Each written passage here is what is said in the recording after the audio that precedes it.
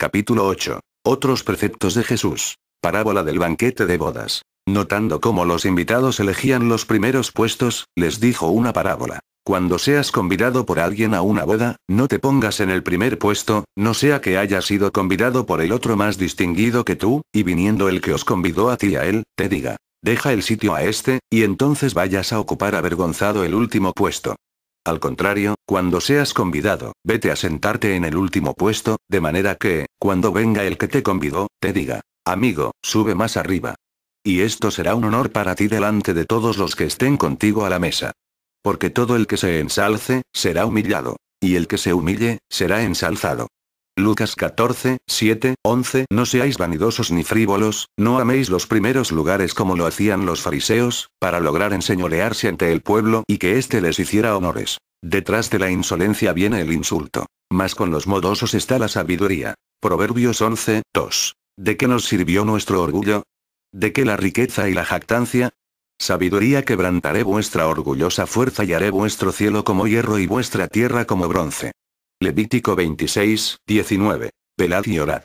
Amaos en verdad para que la soberbia no se apodere de vuestro corazón, porque esta es simiente que destruye la humildad y la caridad.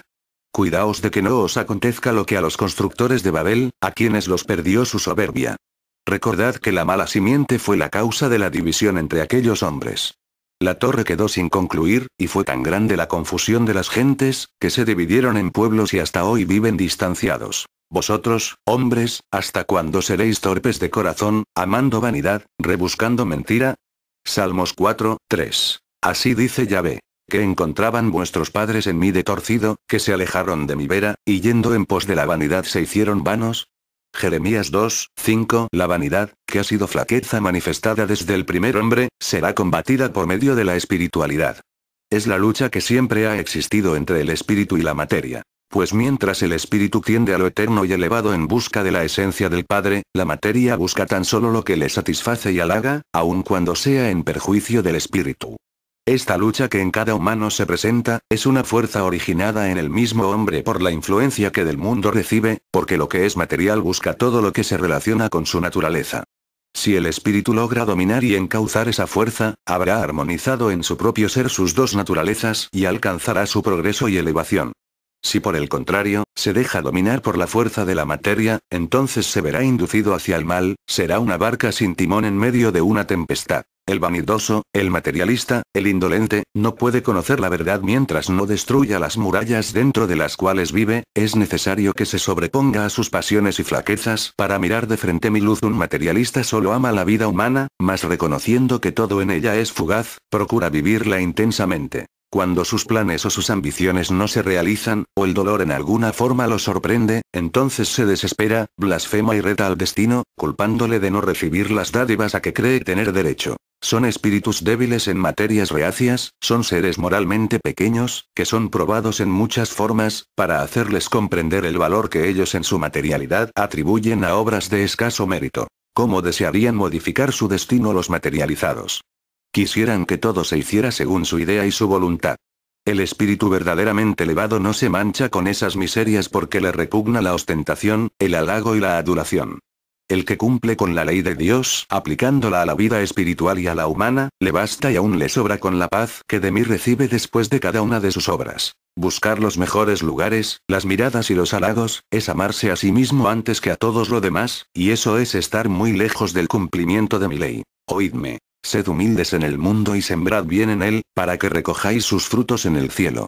Si cuando hacéis mal no os agrada tener testigos, ¿por qué os agrada tenerlos cuando hacéis buenas obras? ¿De qué podéis envaneceros, si solo habéis cumplido con vuestro deber? El envanecido cree ser grande sin serlo, y es pequeño el que se conforma con las riquezas superfluas de esta vida, sin descubrir los verdaderos valores del corazón y del espíritu. Cuán pequeños son sus deseos, sus amores, sus ideales. Con qué poco se conforman. Mas el que sabe vivir, es aquel que ha aprendido a dar a Dios lo que es de Dios y al mundo lo que es del mundo. Aquel que sabe recrearse en el seno de la naturaleza, sin convertirse en esclavo de la materia, ese sabe vivir, y aunque aparentemente nada posea, es dueño de los bienes de esta vida y está en camino de poseer las riquezas de mi reino, de la santidad. En esto se le acercó uno y le dijo: Maestro, ¿qué he de hacer de bueno para conseguir vida eterna? Él le dijo: ¿Por qué me preguntas acerca de lo bueno? Uno solo es el bueno. Mas si quieres entrar en la vida, guarda los mandamientos. Mateo 19, 16, 17. No tendréis autoridad o potestad alguna para dar títulos de santidad a ningún ser humano. Los que alcancen gran comunicación espiritual con mi divinidad, serán los más humildes. El mayor entre vosotros será vuestro servidor. Pues el que se ensalce, será humillado. Y el que se humille, será ensalzado. Mateo 23, 11, 12. Sed humildes, recordad que yo vuestro Dios, nací en la humildad y más tarde cubrí mi cuerpo con humilde túnica. Porque vosotros soñáis siempre con buenos atavíos y hasta llegáis a desear las regias vestiduras de la limpidez espiritual. Ay de vosotros, escribas y fariseos hipócritas, que purificáis por fuera la copa y el plato, mientras por dentro están llenos de rapiña e intemperancia. Fariseo ciego, purifica primero por dentro la copa, para que también por fuera quede pura. Mateo 23, 25, 26. Ejercitad una vida más pura, y al acercaros a la armonía con todos los hijos de Dios, empezaréis a sentir esa paz que tanto anheláis. La limpieza del cuerpo no está en contra de la espiritualidad, mas no olvidéis que el espíritu está antes que el cuerpo. Recordad que a tiempo os dije, limpiad el vaso por fuera y por dentro. Limpiad el vaso de vuestro corazón por dentro y por fuera, para que brote de vuestros labios solo mi esencia de vida y verdad, y derramad su contenido en vuestros hermanos sin limitaciones. No seáis avaros e imitad a vuestro Padre, que siendo el dueño de todo, todo os lo doy. Sed intermediarios míos para con vuestros hermanos y trabajad incansablemente en la obra de restauración universal. No habéis sabido doblegar vuestra materia para hacerla dócil y obediente a mi ley, porque os habéis sentido débiles y habéis caído en tentación, porque no os habéis fortalecido con la esencia de mi palabra divina. Siendo el juez y el todopoderoso, no os he abandonado ni os he juzgado, no obstante que me habéis ofendido e infringido mi ley. Ay de vosotros, escribas y fariseos hipócritas, pues sois semejantes a sepulcros blanqueados, que por fuera parecen bonitos, pero por dentro están llenos de huesos de muertos y de toda inmundicia. Así también vosotros, por fuera aparecéis justos ante los hombres, pero por dentro estáis llenos de hipocresía y de iniquidad.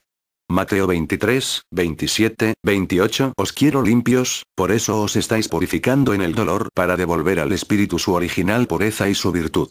Estas pruebas que ahora sufrís, no os harán morir, solo os despertarán de vuestro profundo sueño, para buscar la perfección de vuestro espíritu. Que la sinceridad y la verdad sean siempre en vuestros actos. Que la humildad sea siempre en vuestra vida, os lo pido. Veréis entonces cómo la verdadera virtud habitará en vuestro corazón, lo notaréis cuando vuestra diestra haya hecho una buena obra y de ello ni siquiera se haya percatado la siniestra. Amad la justicia, los que juzgáis la tierra, pensad rectamente del Señor y con sencillez de corazón buscadle. Sabiduría 1, 1. Sencillez y humildad, tanto en lo exterior como en lo interior, es lo que os pido, y con ello tendréis mi presencia llena de esplendor en vuestro espíritu. Sed sencillos en todos vuestros actos, para que puedan comprenderos vuestros hermanos, no compliquéis vuestra vida, llevad la mansedumbre de Jesús, la sencillez de los niños y de los ancianos, porque estas virtudes son signo de la espiritualidad. Les añadió una parábola. ¿Podrá un ciego guiar a otro ciego? ¿No caerán los dos en el hoyo? Lucas 6, 39. Los ciegos quieren guiar a los ciegos y los que no han practicado mi doctrina, quieren dar conducción a los pecadores. El hombre es débil porque no ha querido hacer un impulso para regenerarse y purificarse con mi palabra. No ha querido hacer uso de esa potencia de que ha sido dotado, que es la voluntad, para luchar en contra de sus vicios y vencerse a sí mismo. Cuando vuestro espíritu gane esa batalla, entonces podréis decir que estáis liberados. Y al tener dominio vuestro espíritu sobre la carne, contemplaréis que hasta las fieras se doblegan mansamente ante vuestro llamado de amor. Cuando el hombre se espiritualice, comprenderá con la luz de mi Espíritu Santo todo lo que en Dios y en la naturaleza ha visto como un misterio. Dejad que los muertos entierren a sus muertos. Otro de los discípulos le dijo, Señor, déjame ir primero a enterrar a mi padre. Dícele, Jesús, sígueme, y deja que los muertos entierren a sus muertos. Mateo 8, 21, 22. Dije en aquel tiempo, dejad que los muertos entierren a sus muertos, y si analizáis con cuidado y con amor mis palabras, veréis cuánta razón tuve al decíroslo. Yo vine al mundo en el segundo tiempo para probaros la fuerza del amor con mi doctrina y mis ejemplos, que quedaron impresos indeleblemente en vuestra conciencia. Sin embargo, yo, que con amor vencí el dolor del mundo y de la muerte, os pregunto a vosotros, hombres que vais evolucionando, ¿ya habéis aprendido a vencer el dolor del mundo y de la muerte? He visto que aún celebráis el Día de los Muertos, ¿y por qué? ¿Es acaso la forma en que celebráis la victoria sobre la muerte? No, humanidad, no os equivoquéis, mirad que con ello estáis celebrando el culto a la materia y el amor al mundo. En ese culto a los que han bajado a la entraña de la tierra, os alejáis y olvidáis de los espíritus, que son los que representan la vida verdadera y eterna. Cuando os miro bañar con lágrimas un sepulcro o cubrirlo de flores, no puedo menos que aplicaros aquellas palabras mías que os dicen: sois muertos velando a vuestros muertos. Entonces dijo Jesús a sus discípulos: si alguno quiere venir en pos de mí, niéguese a sí mismo, tome su cruz y sígame. Mateo 16, 24. Hoy estáis lejos de contemplar el reino de la paz en vuestro mundo. Despojaos de todo egoísmo y aun cuando no disfrutéis de la paz en la presente vida humana, no dejéis de luchar. Os he enseñado a olvidaros de vosotros mismos para pensar en los demás. ¿Por qué habéis de buscar tan solo vuestro bienestar y dejar que sea yo el único que se preocupe por toda la humanidad? Hay muchos hermanos vuestros a quienes les hacen falta vuestras palabras, oraciones y amor, del pan terrenal y el espiritual. Oh, todos los sedientos, id por agua, y los que no tenéis plata, venid, comprad y comed, sin plata y sin pagar, vino y leche. ¿Por qué gastar plata en lo que no es pan, y vuestro jornal en lo que no sacia? Hacedme caso y comed cosa buena y disfrutaréis con algo sustancioso. Aplicad el oído y acudid a mí, oíd y vivirá vuestra alma. Isaías 55, 1, 3. Jesús, lleno de Espíritu Santo, se volvió del Jordán, y era conducido por el Espíritu en el desierto, durante 40 días, tentado por el diablo.